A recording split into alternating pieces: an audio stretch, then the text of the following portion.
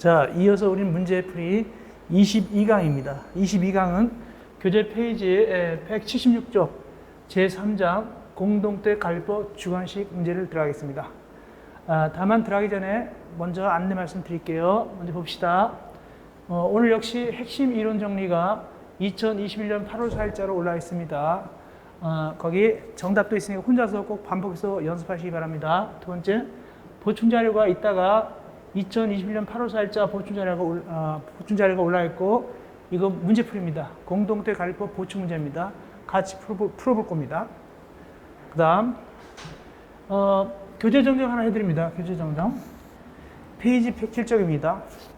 페이지 107쪽에 18번 문제가 있습니다. 쥐떼법론상 리모델링 투자에 관한 설명으로 옳은 것은 20회 문제입니다. 18번. 페이지 107쪽 문제 18번. 그 18번 문제 중에 해설이 잘못됐어요. 제가 해설을 잘못 거기 기재되어 있어요. 강의는 제가 제대로 한 것 같은데, 즉 2번 관련입니다. 일단 지문 2번 봅시다. 강조해드렸죠. 지문 2번, 리모델링 주택자비 주택단지 전체에 리모델링 할 때는 주택단지 전체 소유자 및 의견 전체 도입한다. 이건 아니라고 그랬죠. 뭔 얘기라고 그랬어요? 이 2번은 리모델링 주택자볼 설립 인가받는 요건이 아니라고 그랬죠. 이미 인가받은 리모델링 주택자비 리모델링 하기 위해서 도입한다고 그랬죠. 누구한테 리모델링 허가받으려고? 시장, 군수, 춘장.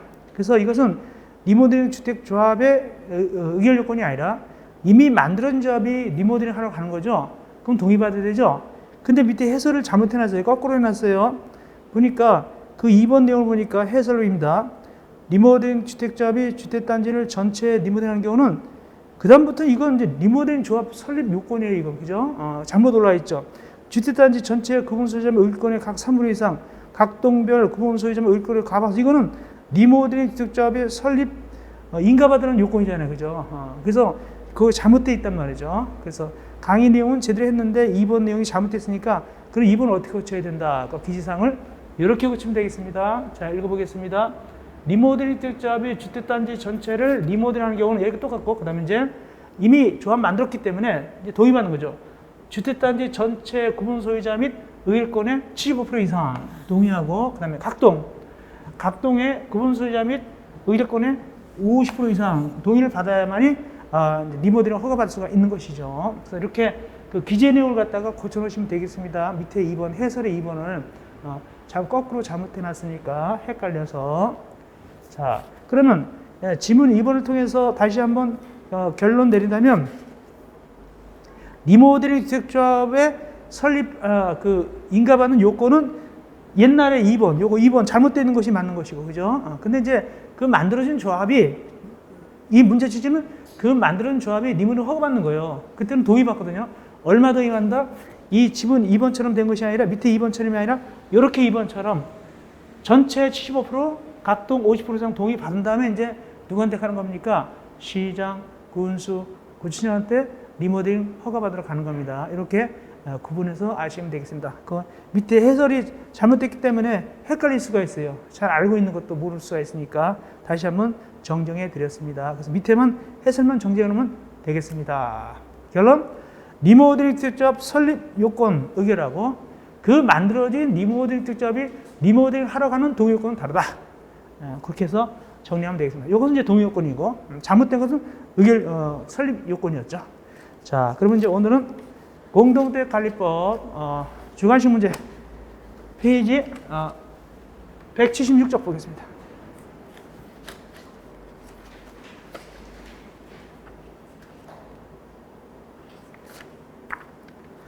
자, 176쪽 보면은 1번부터 쭉 보시면 알겠지만은 여러분들이 제가 시간을 절약하기 위해서 다른 거를 보충 문제 해주기 위해서 해드리는데, 그대로 집어넣고 계속 여러분들이 반복해서 공부하셔야 됩니다. 한 번 보고 말면 안 되고 계속 괄호 안에다 집어넣고 이런 식으로 반복해서 하시기 바랍니다. 몇 번까지? 거기 10번까지죠. 11번까지. 즉 180쪽 11번까지 그렇게 집어넣어서 연습하면 됩니다. 그렇게 공부하는데 그건 하자는 없습니다. 그대로 집어넣으면 되니까 제가 설명할 필요는 없겠고, 그 다음에 180쪽에다 이제 보충 문제를 제가 해드립니다. 180쪽 공란에다가 보충 문제 올려드립니다. 자, 인터넷 강의 들으신 분들은 언제 날짜? 2021년 8월 4일자. 이게 이제 공동택관리법 보충 문제입니다. 제가 객관식을 몇 문제 보충해 놨냐니까 4문제, 주관식을 7문제 보충해 놨습니다. 자, 같이 풀어보시겠습니다. 2021년 8월 4일자 보충자료 페이지 180아래 보충문제를 추가한다. 보충자료, 보충문제 1 보겠습니다. 공동택관리법상 공동택관리계획에 관한 설명으로 옳지 않은 것은 관리계약에 대해서 물어보고 있네요. 틀린 것을 물어보고 있습니다. 1번 의무 관리 대상 전환 공동택 관리계획 제정안은 원래는 의무관리가 아니었는데 입자 등의 3분 이상 서면 등에 받는 의무관리 전환하잖아요. 그때는 누가 제안하느냐?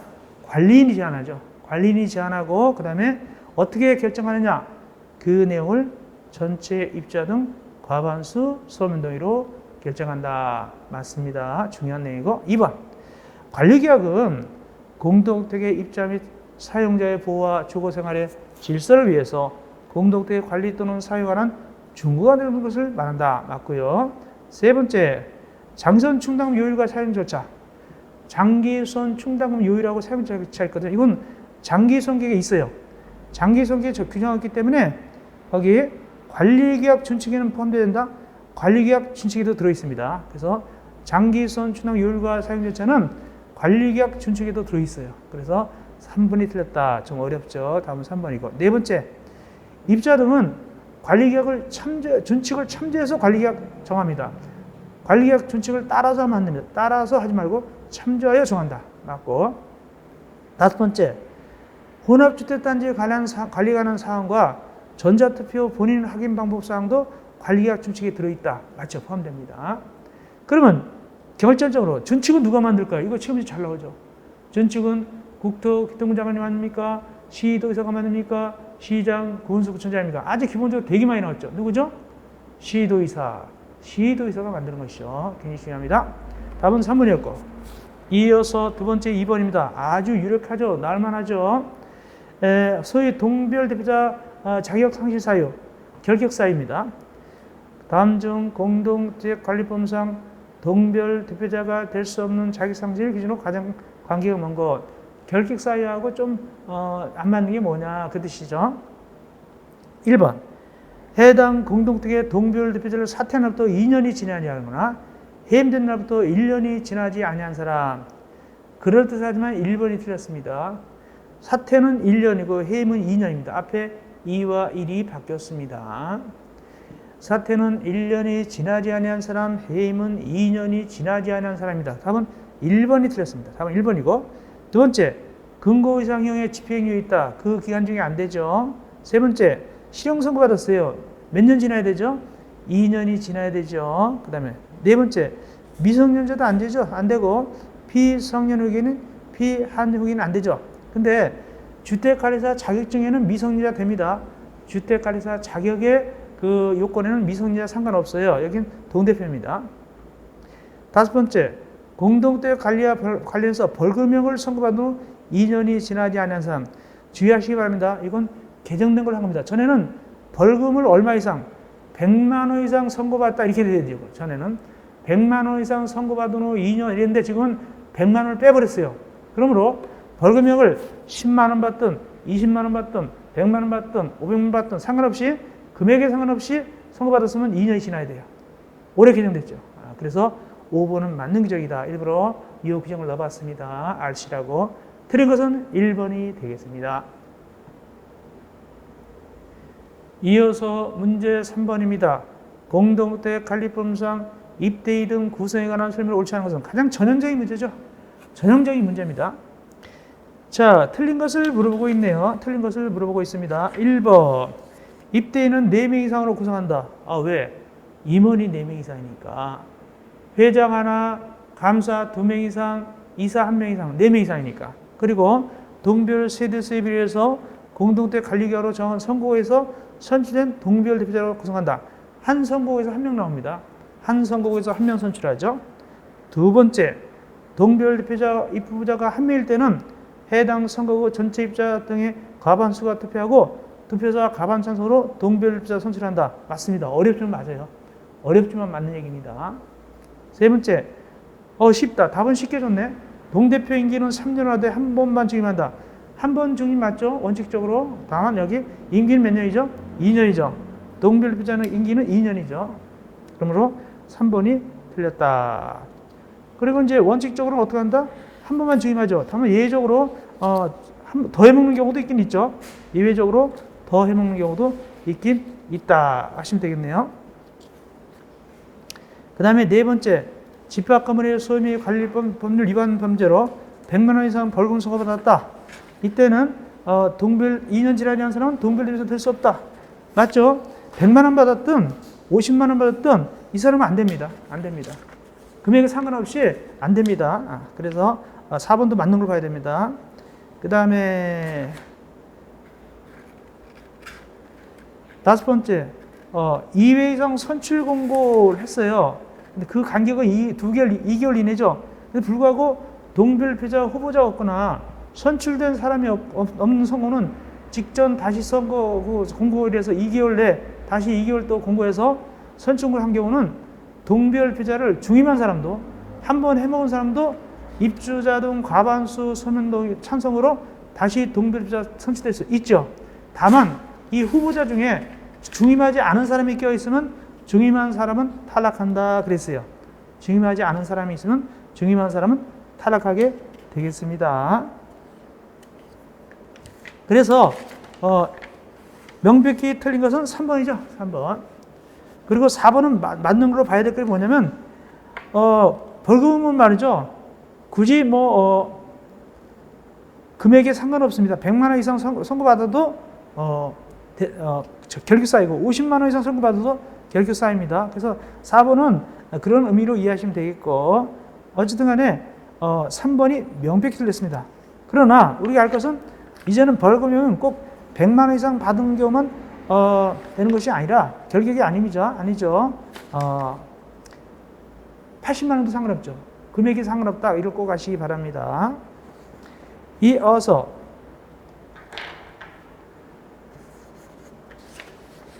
문제 4번 가겠습니다. 공동택관리법률상 주택관리사단체 협회를 설립하는데 협회는 이 법의 규정을 제외하고는 다음 중 어느 것을 준용하는가? 협회는 말이죠. 민법 중 무엇을 준용한다? 사단법인을 준용합니다. 사단법인을 준용합니다. 그래서 답은 4번이죠. 4번. 그러나 이 협회는 사단법인은 아닙니다. 사단법인에 속하는 건 아닙니다. 준용할 뿐입니다. 그죠? 그렇게 하셔야 됩니다. 그래서 답은 4번이 되겠고. 다음, 두 가지 문제입니다. 1번.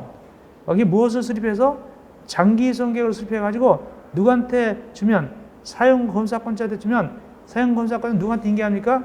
관리주체에게 인계하게 되는 것이죠. 그리고 대상은 네 가지가 있는데 이 네 가지는 의무관리하고는 다르죠.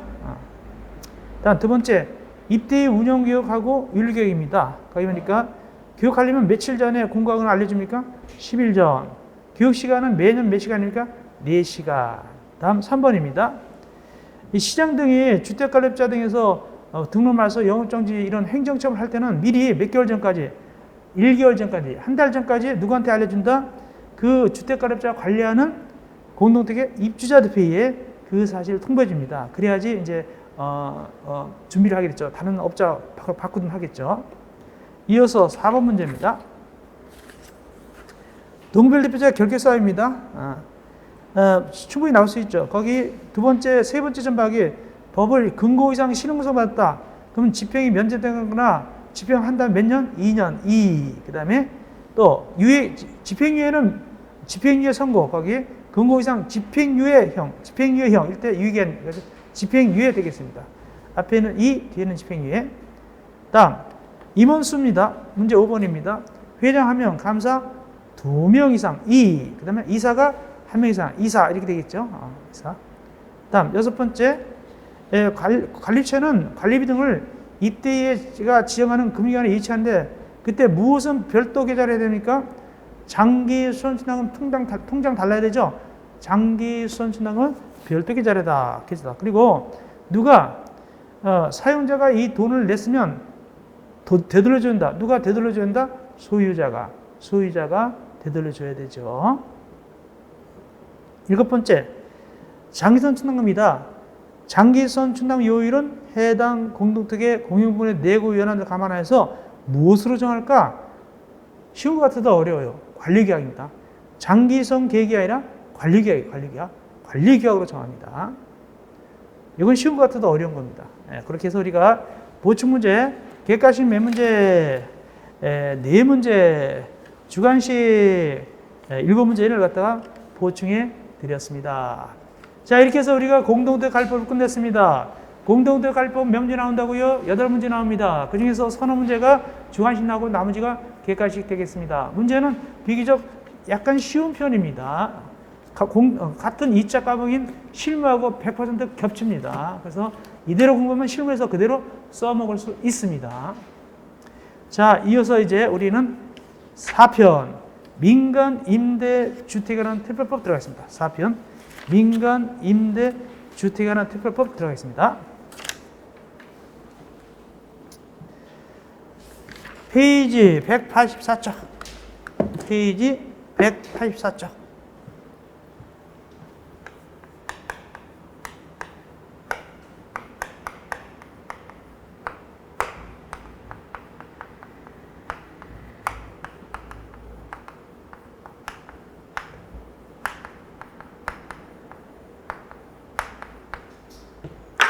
민간 임대 주택에 관한 특별법 제4편입니다. 이 법에서 임대하는 주체를 뭐라고 하냐? 여기서 임대하는 주체를 임대사업자라고 합니다. 임대사업자. 세 들어가 사는 사람을 뭐라고 하냐? 임차인입니다. 임차인. 이때 임차인이 임대사업자한테 지급하는 임대보증금하고 월 임대료, 월세, 월 임대료를 뭐라고 그러냐? 임대료라고 합니다. 임대료. 그래서 이 법에서는 임차인이 임대사업자한테 임대료를 지급합니다. 그 임대료라는 것은 임대보증금하고 월 임대료를 포함하는 개념입니다.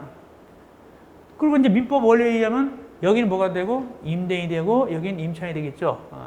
민법에서 임대차 가격할 때 임대인은 임차인 하여금 사용 수익하게끔 해줘야 될 것이고 또 임차인은 임대인한테 어떻게 한다? 임대를 제때 잘 내야 되는 이런 그런 사후관계가 있죠. 자, 그러면 몇 문제 나오느냐? 2문제 나옵니다. 2문제. 근데 이 문제집은 비교적 이론을 갖다 자세히 넣어놨습니다. 2문제 나오는데 제가 자세히 넣어놨어요. 그래서 어떻게 간에 이걸 하면 많은 도움이 될 겁니다. 이론을. 자, 보겠습니다. 이론부터 일단은 공부하신 다음에 2문제를 찾아보겠습니다. 먼저 용어정의. 용어정의가 자주 나오죠. 용어정의 자주 나옵니다. 작년에도 나왔고 용어정의. 자, 보겠습니다. 용어 민간임대택. 민간임대택이란 뭐냐? 임대 목적으로 지은 주택이다. 임대 목적을 제공으로 지은 주택이 바로 임대택인데 민간임대택인데 어떻게 지었느냐? 괄호 어떤 것도 포함해서 얘기하느냐?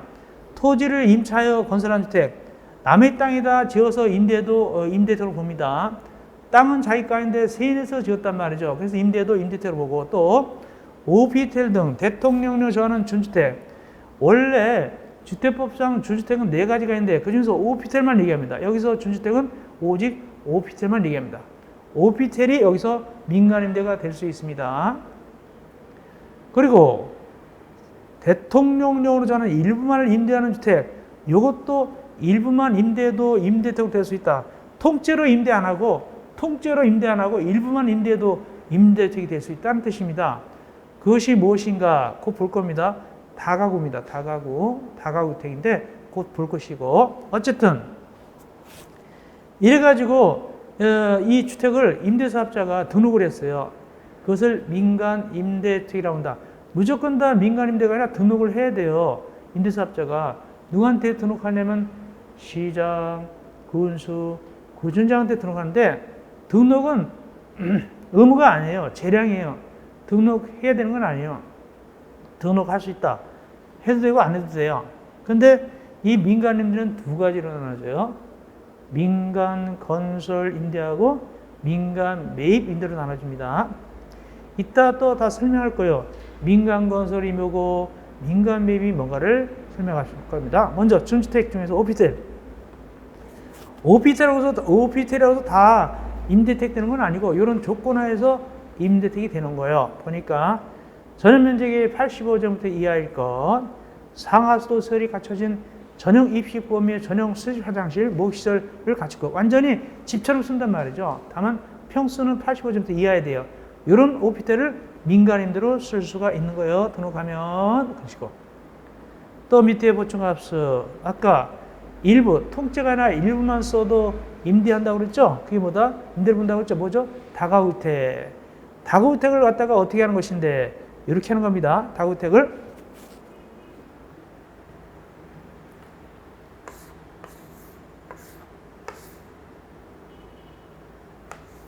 자, 이 다가구는 지금 현재 몇 가구가 살고 있습니까? 4가구가 살고 있습니다. 다가구택은 단독택이죠. 이 전체 소유권은 뭡니까? 소유권 한 개밖에 없죠? 소유권이 하나입니다. 단독택이니까. 소유권이 한 개다. 그래서 이 다가구를 갖다가 임대사업자 등록하려면 원칙적으로 임대사업자 등록하려면 1호 이상은 돼야 돼요. 한 채 이상은 돼야 돼요. 한 채 이상. 문재인 정부에서 들어와서 1호 이상, 한 채 이상만 하면 등록할 수 있어요. 그리고 여기 한 채 되죠? 다가구. 등록할 수 있죠? 등록할 수 있는데 또 이걸 좀 풀어줬어요. 어떻게 풀어줬냐? 이게 한 채가 다 안 돼도 다가구는 임대사업 등록할 수 있다. 어떻게? 여기는 주인 쓰고 나머지만 임대했다. 이렇게 세 군데만. 주인이 한 가구 쓰고 나머지 세 가구를 임대했다. 몽땅. 그럴 때도 이것도 등록할 수가 있어요. 일부만 해도. 원래 엄격하면서 1호가 됩니까, 이거? 1호가 안 되죠. 이거 1호가 안 되죠. 이것 때문에 안 되잖아요. 그래도 1호로 봐가지고 등록할 수가 있습니다. 일부만 해도 다가구는 그 뜻입니다. 원래는 1호 이상 돼야 되거든요. 1호도 못 되는 거죠, 이것은. 다음. 제일 밑에 민간건설임대. 민간건설임대는 두 가지 경우가 있어요. 밑에 괄호 1번 오리지널이고 두 번째 변신한다는 거. 변신한 거. 뭐냐면 이 괄호 1번 뭐냐면 애초부터 임대로 지은 거예요. 이게 민간건설입니다. 애초부터 임대로 지은 겁니다. 근데 2번은 뭐냐면 괄호 2번은 뭐냐면 주택법에 의해서 분양하려고 지었어요. 분양하려고 지었는데 경기가 안 좋아가지고 분양이 안 되는 거예요. 언제까지 분양이 안 되냐? 거기 보니까 사용검사 시까지 분양이 안 되네? 그럼 어떡한다? 할 수 없다. 임대라도 돌려서 좀 돈 좀 뽑아야 되겠다. 그렇게 임대를 돌린 거예요. 그것도 건설임대로 봅니다. 두 개 다 건설임대로 본다. 올라가시고 민간임 매입임대. 이건 사가지고 매매 등으로 소유권을 취득해서 사든가 매매가 제일 많죠. 또는 이제 증여받든가 상속받든가 어떤 자기가 짓는 게 아니에요. 짓는 게 아니고 지어진 걸 소유권 취득해서 임대하는 걸 민간 매입임대라 불러요. 보통 복부인들은 이거 민간 매입임대를 많이 하겠죠. 사가지고 하겠죠. 복부인들은. 다음 네 번째 공공지원 민간임대택. 민간임대택인데 이게 공적 자금이 많이 들어갔어요. 순수하게 민간 자본도 들어가지만 공적 자금이 많이 들어갔어요. 그래서 요거는요 임대할 때는 먼저 길게 임대해야 돼요. 몇 년 이상 임대한다고 해보니까 10년 이상 임대해야 돼요. 10년 이상 임대해야 되고 임대할 때는 좀 까다로워요. 왜냐하면 거기 임대료 및 임차인 자격 제한 등을 받단 말이죠. 순수하게 자기 돈이 아니니까 좀 간섭받아요. 임대료 및 임차인 자격 제한 등을 받는다. 공적 자금이 들어갔기 때문에 또 공적인 그 부동산을 받았기 때문에 그 뜻입니다. 그럼 어떻게 공적 자금이나 공적인 부동산을 도움받았느냐? 밑에 동그라미 1번 주택도시기금 받았대요. 주택도시기금 받아가지고 건설하거나 매입했대요. 즉 옛날 말로 국민주택기금. 옛날 말로 국민주택기금 받아서 짓거나 매입한 것도 매입했단 말이에요. 그러니까 이제 그렇고 두 번째 거기 보면 공공택지 또는 이 법에 따른 소유계약 등으로 공급되는 그러니까 공공택지나 또는 거기 쭉 읽어보면은 토지하고 종전부동산 수의계약으로 가는 거예요. 그러니까 공공택지를 분양받았고 또는 수의계약을 했단 말이죠. 토지나 또는 종전부동산을 매입이나 임차해서 건설한다. 공공택지 받았으니까 좀 싸게 받았죠. 또 수의계약을 했어요. 어떻게? 일정한 경우. 그 다음에 또 종전부동산을 임차해요. 종전부동산이란 뭐냐? 이거요. 이게 종전부동산이에요. 여기 서울에 X 공사가 있었어요. 근데 뭐 지방분권 그래가지고 이 서울에 있던 X공사가 여기 부산으로 옮겼어요. 부산으로 이 공사가 옮겼습니다. 그럼 공사 쓰던 거 있죠? 여기 옛날 거 부동산 있죠? 옛날 거 부동산. 토지나 건물 있을 거 아닙니까? 옛날 거 쓰던 거 이쪽에 서울에. 그걸 인수받아서 임대택 같은 거 어떻게 한다? 그걸 사든가 그걸 갖다가 임차해서 임대택을 갖다가 건설한단 말이죠. 여기 그걸 갖다가 이걸 종전부동산이라 불러요. 이걸 좀 싸게 인수받았겠죠. 그런 이유. 세 번째, 용적률을 완화받았어요. 특별한 경우는 용적률을 완화받는 경우가 있어요. 즉 원래 기본적으로 용적률이 이만큼이었는데 이게 기본 용적률인데 임대택 친다 그러니까 너 임대택 치냐? 어이구 서민들에서 많이 고생하고 이만큼 올려주는 거예요. 이렇게 올려준 거. 이만큼 용적률 올려줬어요. 이렇게 되면 이것도 혜택 받았죠. 그 다음에 네 번째, 공공지원 민간 임대택 공급 촉진지구에서 건설한다. 이건 거기 가면 온통 뭐다? 공공지원 민간 임대택 있는 곳이에요. 온통. 그러니까 거기는 50% 이상이 공공지원 민간 임대 짓는 지구예요. 거기는. 그러니까 당연히 거기서 지을 때가 될 것이고, 그 밖에 공공지원을 받아서 하는 거, 이런 것들은 순수하게 개인 돈보다는 공적인 어떤 그 자금의 도움을 받았기 때문에 그 자기 마음대로 입주자 선정 못해요. 거기 보니까 제한받아요. 임차인 제약금 제한받고 임대료도 많이 비싸게 못 받아요. 그런 뜻입니다. 그리고 기간도 길어야 된다. 몇 년 이상? 10년 이상이다. 그런 뜻입니다. 다음 다섯 번째, 장기 일반 민간 임대택. 이거 작년에 나왔어요. 이거 작년에 여기서 나왔습니다. 여기서 몇 년 이상 임대하는 겁니까? 10년 이상 임대. 이거 되게 쉽게 나와서 작년에 주관식 문제인가 나왔을 거예요. 이따 볼 건데 미리 볼까요? 문제 거기 있는가 봅시다. 주관식 문제 중에 작년 문제니까 220쪽 너무 쉽게 나왔구나. 220쪽의 문제 3번 220쪽 문제 3번 장기 일반 민간 임대택이라 나가죠. 전에는 8년 이상인데 작년 개정돼서 10년 이상 변했거든요. 그래서 답은 뭐냐? 이게 주관식 문제인데 10 쓰는 게 답이었어요. 너무 쉬웠죠? 10 이렇게 쓰는 게 답이에요. 10. 220쪽 문제 3번 위에 3번 10 쓰면 됩니다. 10 쓰면 돼요. 이게 작년도 시험 문제 되게 쉽게 나왔습니다. 두 문제 중 하나가 10 쓰는 거였으니까. 다시 돌아옵시다. 이거예요. 이건 맨날 냈거든요. 이거는 뭐 모의사 맨날 냈습니다. 워낙 중요한 거니까 장기 일반이. 그래서 장기 일반이는 뭐냐? 임대사업자가 위에서 말한 공공지원 민간임대가 아닌데 위에서 말한 공공지원 민간임대가 아닌데도 10년 이상 임대하는 거예요. 순수 민간인데도 10년 이상 임대한단 말이죠. 그걸 장기 일반 민간임대라 불러요. 공공지원이 아닌데도. 그런데 거기 가르고 뭐가 들었냐? 아파트를 임대하는 민간 매입 임대택을 제한한다. 이게 나중에 또 들어갔어요. 왜 들어갔냐면은 이거 나중에 들어간 겁니다. 갭투자. 아파트를 갭투자해서 돈 몇 채 갖고 아파트를 몇십 채를 갖다가 임대하더란 말이죠. 그러니까 아파트가 모자르죠. 소유자가 한 명 되니까. 그래서 아파트 갭투자는 장기 일반 민간 임대 이제 등록 안 받아줍니다. 아파트는. 그리고 이제 자동적으로 말소한다고 막 했었어요. 매스컴에. 여기까지 잘 들으세요? 그래서 이제 이 아파트를 갖다가 이거 갭투자는 안 되겠다. 장기 일반 민간임대 임대사업자 안 돼 이제는 이거. 아파트는 안 돼. 하고 기존에 이제 어느 기간 지나면 저절로 소멸되게 해놨었어요. 근데 문제가 생긴 게 뭐냐면은 원룸. 퇴직해가지고 원룸 조그만 거 있는데 그 원룸도 아파트형 된 거 있잖아요. 원룸 아파트 원룸형이 도시공사할 때 원룸이 아파트처럼 된 거 있거든요. 그것도 아파트로 보거든요. 공동태로 보니까. 그런 사람들도 이제는 말이죠. 몇 채 갖고, 여러 채 갖고 있다 그래가지고 못하게 하게 되면 그걸 또 팔아야 될 거 아닙니까? 잘 팔립니까? 하여튼 간에 문제가 많이 발생했다. 순수한 목적으로 퇴직금 해가지고 좀 돈 좀 벌려고 했는데 투기가 아니라 순수하게 진짜 조그만 거 원룸에 조그만 거 해가지고 하려고 그러는데 투기하려고 한 것이 아니라 순수하게 임대하려고 그랬는데 그래서 여기다 뭐가 들어갔냐면 여기다 또 집어넣어야 됩니다. 아파트 해놓고 거기다가 무엇은 뺀다라고 되냐면 도시형 생활주택 은 제외한다라고 꼭 적어놓으세요.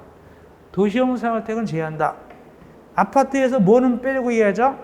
도시형 생활주택인 아파트는 빼놓고 얘기합니다. 이번에 나중에 들어간 거예요. 그래서 우리가 제가 이제 다음 주에는 이걸 이제 프린트 해드리겠지만은 이거 그대로 하여튼 일단 빼세요. 그렇다면 결론 얘기합니다. 아파트 장기 일반 민간인데 안 받아줍니다. 이제는. 그러나 원룸형 같은 아파트는 받아줍니다. 그렇게 된 겁니다. 근데 어쨌든 간에 장기 일반은 몇 년이다? 임대 의무 기간이 10년입니다. 10년. 뭐가 똑같습니까? 공공지원하고 똑같습니다. 다음 임대사업자 6번. 임대사업자는 등록을 해야 돼요. 안 하면 임대사업자입니다. 몇 채 이상을, 한 채 이상, 1호 이상 민간 임대주택을 취득해서 임대사업 목적으로 등록한 자가 바로 임대사업자입니다. 근데 이해가 있어요? 이거는 1호가 안 될 수도 있어요. 다가구는 일부만. 이건 주 있으니까 일부밖에 안 되잖아요. 이건 예외적으로 봐줍니다. 그런데 거기 뭐가 아닌 자로서 나갑니까? 공공택 사업자가 아닌 자로서 이게 나갑니다. 공공택 사업자가 아닌 자, 그것도 뭔 소리야? 공공임대택, 이 민간임대 말고 공공임대택. 공공임대택을 갖다가 임대하는 친구를 뭐라고 하냐? 임대인을 뭐라 하냐면 공공택 사업자 그래요. 공공택 사업자. 그 다음에 들어가 사는 사람을 임차인이라 부르고, 임차인. 이라 불러요. 그러니까 민간임대는 임대사업자, 임차인. 공공임대 아파트는 공공택 사업자, 임차인. 그래서 민간임대니까 얘는 아니단 말이죠. 공공택 사업자는 아니란 말이죠. 이건 공공임대니까 아니고 뭐라 표현했습니까? 아닌 자로서 얘는 빠져야 되겠죠, 당연히. 여기 민간임대만 나오니까 빠진다 그 뜻입니다. 그 다음에 올라갑시다. 186조. 주택임대 관리업. 주택임대 관리업은 두 가지가 있습니다. 잘 나옵니다, 이거. 재작년이니까 나왔어요. 자기관리형하고 위탁관리형이 있습니다.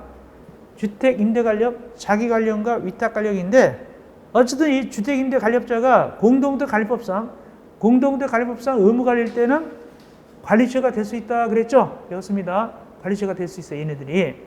두 친구가 있는데 예를 들어서 관리해줄 때 보통 관리해주는 거 있죠? 이렇게 가서 형광등도 갈아다 주고 청소도 해주고 이사 갈 때보다 봐주고 또 임대료도 받아다가 갖다 주고 이런 거 있죠.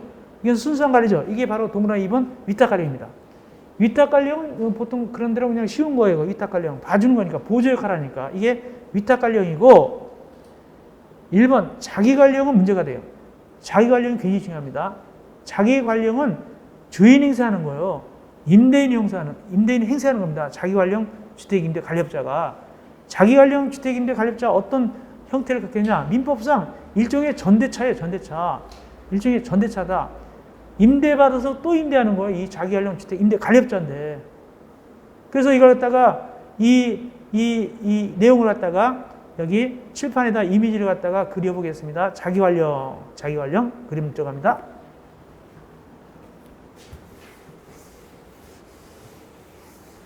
자기관리형이 더 중요합니다. 시험제. 자, 원래 이제 소유자가 있어요. 원래 여기 주택의 소유자가 있어요. 여기 소유자가 A가 있고, 그 다음에 우리 자기관리형 주택임대관리업자를 갖다가 B라 부릅시다. A가 있고, 네, 자기관리형 주택임대관리업자가 B라고 부릅시다. 자, 그래서 A가 말이죠. 이렇게 얘기합니다. 너 자기관리형 주택임대관리업자냐? B가 그렇습니다. 몽땅 이거 네 맘대로 임대하고 나한테 임대하고 그럼 얘가 뭐가 되냐? 소유자가 임대인이 되는 거예요. 얘가 임차인이 되고 몽땅 너 이거 가져가서 임대해서 돈 벌어. 그럼 임차인이 되는 거예요. 이걸 일단 몽땅 인수한 다음에 그 대신 월 얼마 나한테 보내냐면 매월 예를 들어서 매월 2천만 원만 보내. 2천만 원만 보내. 이렇게 이제 계약을 맺은 거예요. 임대차 계약을. 그러면 이걸 이제 그렇다면 이제 임차인을 누가 구하느냐? 임차인을 이 B가 구해요. B가. 이제 거기 들어가는 사는 임차인. 들어가는 사는 임차인이 여기 있죠. 들어가는 사는 임차인인데 이제 실제 점유하며 사는 사람. 이게 임차인이 민법상 보면 전차인이 돼. 전차인. 민법상 누르면 전차인이 되고 얘는 임차인이면서 전대인이 되는 것이고 민법상 전대차에서 이렇게 되는 거예요.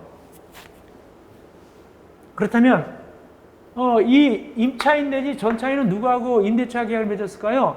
이 B하고 맺었어요. B하고 이 자기 관련 얘하고 계약 맺는 겁니다. 보증금 누구한테 주냐? B한테 보증금 주는 거예요. 보증금 같은 거. 월세 같은 거 보증금 다 누구한테 준다? B한테 내요. 그렇다면 이 중에서 A, B, 임차인들 이 중에서 그러면 여기 임차인들은 누구냐면 다라고 하자. 그럼 얘네들이 어디 들어있냐면 여기 점유하고 살고 있는 거예요. 다 이렇게 살고 있는데 다만 계약은 A하고 맺었어요? B하고 맺었어요? B하고 맺었죠. 이게 살고 있는데 보증금 내고 살고 있는데 그렇다면 이 중에서 A, B, 그 다음에 이 가나다다 중에서 누가 제일 목돈 챙겼을까요? B가 챙겼어요. B가 보증금 받았으니까 보증금은 이 가나다들의 전재산이잖아요. 챙겼어요. 근데 이 B가 말이죠. 갑자기 어느 날 밤에 도망가 버렸어요. 이렇게 필리핀으로 도망가 버렸어요. 그러면 손해를 계산해 봅시다. 소유자 A는 본주인 A는 뭐를 못 받고 있어요? 월세 2천만 원이 안 들어오죠? 월세 2천만 원 안 들어오고. 그 다음에 임차인들은 뭐를 뜯겼어요? 임대료를 뜯겼어요? 보증금을 뜯겼어요? 보증금 뜯겼죠. 보증금 뜯겨버렸죠. 전재산을 뜯겼죠. 그러니까 이 B가 책임 막중하기 때문에 그리고 이제 이들은 여기 가나다나 여기 살면서 이게 도망가 버리니까 여기 살면서 막 데모하는 거야. 프랜카드 걸고 이렇게 보증금 내놔라 이렇게. 집주인이 소유자도 골치 아파요. 자기도 골치 아파 죽겠어요. 이거 계약한 사실도 없는데 이렇게 막 보증금 내라고 하나 그러고 집주인도 자기도 월 2천씩 못 받고 있는데 그렇기 때문에 이 자기 관련 B는 보증 상품에 가입해야 돼. 보증 상품. 이게 시험지 많이 나와요. 보증 상품 가입한다. 얼만큼 가입하느냐? 소유자한테 주는 월세 3개월분 이상. 3개월분 이상 보증 상품 가입이 되고 임차인들을 위해서는 이 전차인이죠. 얘네들 위해서는 보증금 요거 배상하는 거. 요거 가입해야 됩니다. 이게 누가? 자기 관령이. 그런 뜻입니다. 꼭 알고 있어야 됩니다. 잘 나옵니다. 다음 8번째 주택임대 관리업자. 임대하려고 등록한 자가 주택임대 관리업자입니다. 다음 다른 법률관계 이것도 많이 나왔어요. 이 법 빼놓고는 순서 꼭 외우세요. 주택법, 건축법, 공동주택관리법, 주택임대차법. 여기서 두 문제가 나왔어요. 여기서만 두 문제 나왔습니다. 여기서만. 주관식으로도 나오죠. 주관식으로 나오고 주택법, 건축법, 공동주택관리법, 주택임대차법. 한 해에 두 문제 나오는데 여기서 두 문제 나왔다는 건 대단히 많이 나온 겁니다. 자, 이어서 챕터 2, 2장입니다. 임대사업자 및 주택임대관리업자. 시험지 잘 나옵니다. 여기도 잘 나옵니다. 잘 나와요. 먼저 임대사업자 등록. 등록은 말이죠. 거기 보니까 신청을 해야만 한다, 할 수 있다. 할 수 있다. 꼭 해야 되는 건 아니에요. 할 수 있어요. 할 수 있어요. 꼭 해야 되는 재량입니다. 누구한테 신청을 할 수 있을까? 그냥 이렇게 하면 되네요. 이렇게 하면 됩니다. 시장, 군수, 구청장 그러면 돼요. 시장, 군수, 구청장 재량이다. 어떻게 등록하느냐? 민간 건설이냐, 매입이냐, 공공지원이냐, 장기 일반이냐. 옛날에는 단기 민간도 있는데 단기 민간 없어져버렸어요. 4년짜리 없어졌습니다. 이제 장기 일반만 있어요.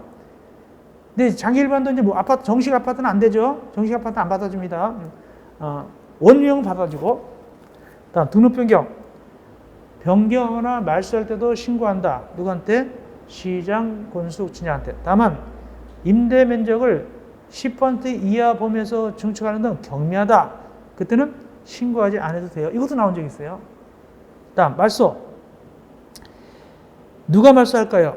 시장 군수청장이 다음 해당할 때는 등록을 갖다가 말소할 수 있어요. 전부나 일부를 말소할 수 있는데 다만 거기 기업, 거짓이나 그 밖에 부정한 방법이다. 이건 반드시 말소해야 돼요. 반드시 말소해야 됩니다. 거짓 그 밖에 부정한 법 이건 반드시 말소해야 됩니다. 예, 나머지 말소의 가격이 쭉 나오는데 그건 자세히는 안 하겠고 일단 그렇게만 거기다가 그냥 봐놓기만 하면 되겠습니다. 문제 풀 때만 필요할 때만 좀 보면 되겠고요. 그 다음에 88쪽 188쪽 가운데 동그라미 2번 청문. 말소할 때는 청문해야 돼요. 이것도 나온 적 있어요. 말소하려면 변명의 기회를 듣기 위해서 청문을 해야 됩니다. 다만 위에 동그라미 1에 디귿, 미음, 비읍은 청문 안 하고 말소해버린다. 디귿이 뭘까요? 이제 이럴 때 필요할 때 보면 돼요. 디귿은 어떨 때인데 말소할 때 청문 안 할까? 디귿은 왜 그럴까? 디귿 거기 등록한 날부터 3개월이 경과하기 전 또는 임대 의무기간 경과한 후 등록 말소를 신청한 경우. 한마디로 이제 이건 그냥 말소되면 끝나는 거거든요. 등록하기 난 또 3개월이 되기 전부터 되기나 또는 임대 의무기간이 끝난 다음에 말소 신청했어요. 자기 스스로는 말소 신청했기 때문에 굳이 왜 당신 말소 왜 합니까? 물어볼 필요 없어요. 본인 스스로 했기 때문에 그때는 변명 기회를 갖다 줄 필요도 없고 본인이 원한 거니까 안 해도 괜찮고. 미음은 민간 임대택을 양도해서 말소하는 경우. 남겨가지고 말소하는 거니까 그건 뭐 무슨 더 이상 뭐 물어볼 필요도 없죠. 그 다음 비읍은 양도한 경우. 여기 위에 43조 2항 또는 민간 임대택을 양도한 경우 그때 43조 4항에 따라서 민간 임대택을 양도한 경우 두 가지가 있죠.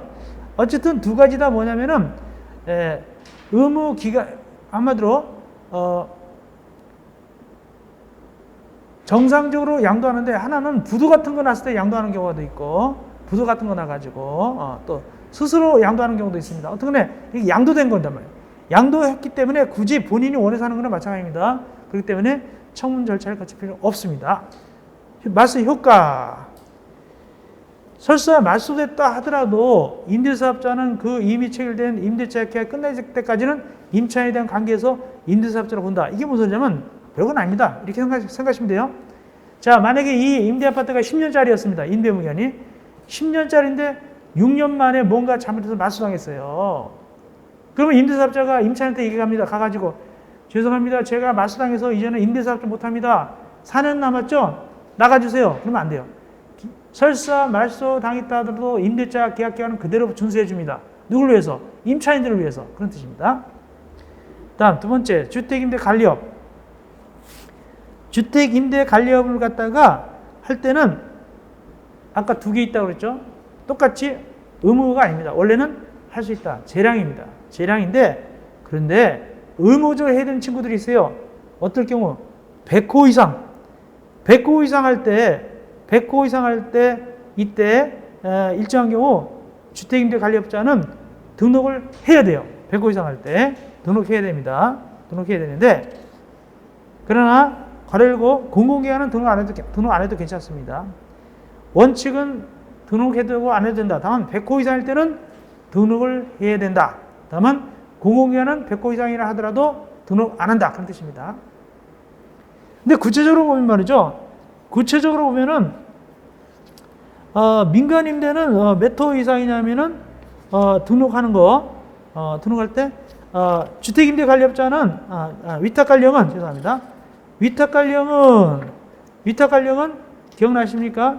몇 호 이상일 때 등록해야 되고 300호, 300세대 이상일 때 등록을 하여야 하고 그 다음에 자기관리형은 몇 호 이상일 때 자기관리형은 100호, 100세대 이상일 때 등록을 해야 되고 이렇게 되죠. 그래서 자기관리형은 100호, 100세대 이상 등록해야 되고 위탁관리형은 300호, 300세대 이상 등록해야 됩니다. 구체적으로 얘기하면. 다음 올라가서 동그라미 2번 등록할 때는 어떻게 등록하느냐? 거기 자기관리형하고 위탁 관령은 구분해서 들어갑니다. 자기 관령, 위탁 관령 구분해서 들어가는데, 근데 말이죠. 생각해 보세요. 누가 센 놈이에요? 자기 관령이 센 놈입니까? 위탁 관령이 센 놈입니까? 자기 관령이 센 놈이죠. 그래서 자기 관령 등록하면 뭣도 등록한도 봐본다 그냥 위탁 관령도 등록한 걸로 본다 그 뜻입니다. 만약에 우리가 운전면허 1종 땄다 그러면 2종 딴 거나 마찬가지, 2종도 딴 거나 마찬가지죠. 그렇게. 그 다음에 자본금 누가 지금 책임이 더 커요? 자기 관령이 더 책임이 크죠? 얼마입니까? 1억 5천만 원. 위탁 관령 1억 원. 이거 꼭 잘 나옵니다. 이거 꼭 외우세요. 자기 관령 1억 5천만 원, 위탁 관령 1억 원 이상. 근데 왜 거기 1억 5천만 원 이상을 제가 안 적었을까요? 오타가 아닙니다. 거기 그 규정에 그렇게 써놨어요. 별표에다가 이상을 안 집어넣었더라고요. 제 마음대로 어떻게 이상을 집어넣습니까? 그냥 그렇게 해놨죠. 근데 실제로는 이상으로 보면 돼요. 1억 5천만 원 이상. 근데 이상을 안 적어놨어. 법규정에는 안 적어놨어. 이상자를. 그 별표에다가. 그 아마 적을 거예요. 아마 그 오타 날 텐데. 그 규정 자체가. 그래서 제 마음대로 못하니까 그대로 해놨습니다. 어쨌든 시험지 나오면 자기 관령 1억 5천, 위탁 관령 1억. 이거 잘 나옵니다. 시험지. 다음 보증상품. 아까 얘기했잖아요. 보증상품은 어떤 것이 가입하는 것이다? 자기 관령이 가입하는 자기 관령. 위탁 관령 말고 자기 관령이 가입하잖아요. 누구 권리? 임대인과 임차인 권리 보호에서 여기 임대인. 이 임대인 권리로서는 3개월분 이상 월세고, 그 다음에 임차인을 위해서는 실제는 전차이지만 보증금을 위해서 가입한단 말이죠. 자격이겠죠.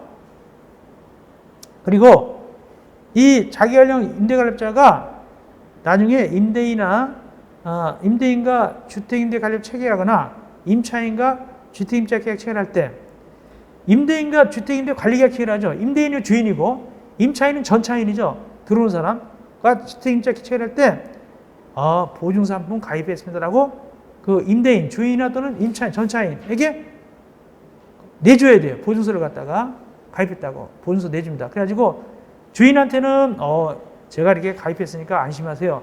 석 달 이상 보장됩니다. 또 임차인한테는 전차인이지만 안심하세요. 보증금 보장됩니다. 이렇게 내준단 말이에요. 그 증서를 갖다가 누가 자기 관령이 왜 보증상품 가입했으니까 보험회사 같은 데서 그 뜻입니다. 어쨌든 우리 입장에서는 자기 관령이 위탁 관령보다 훨씬 중요합니다.